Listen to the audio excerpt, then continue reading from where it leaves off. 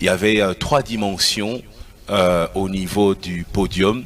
Il y avait une partie avec les danseurs, une partie avec les chantres et une partie où j'étais. C'était le 3 dimensions simplement du tabernacle.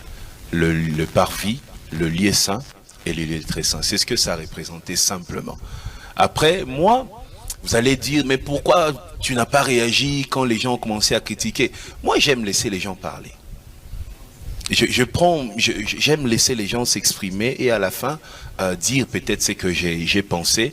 Comme j'ai dit encore, le problème ce n'est pas le peuple que vous représentez.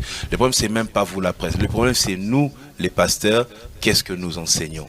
Vous savez, nous avons voulu, c'était le jour de la Pentecôte. Il n'y a pas de Pentecôte sans la puissance du Saint-Esprit. Et le Saint-Esprit, pour nous, est représenté depuis le jour même de la Pentecôte, juste après Jésus-Christ, était représenté par le feu. Les gens peuvent dire, il y a des flambeaux dans telle chose, dans telle... Mais moi, aussi dans ma Bible, j'ai mes flambeaux.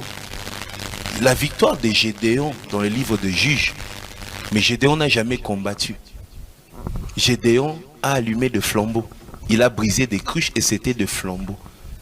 Samson a voulu détruire les champs des Philistins.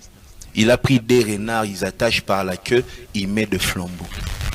Vous voyez, le jour de la Pentecôte, ceux qui regardaient les disciples voyaient un feu.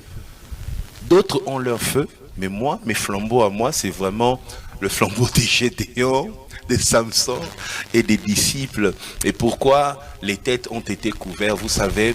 Mais lorsque Élie est dans la désolation, il cherche Dieu après l'attaque de Jézabel.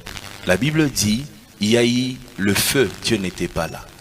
La terre a tremblé, Dieu n'était pas là. Et la Bible finit par dire, il y a eu un vent doux et léger et Dieu était là. Et la Bible dit, quand Élie sort de la grotte, il couvre la tête. En fait, la tête couverte chez un juif, c'est le signe de l'humiliation, mais c'est aussi le signe de l'humilité.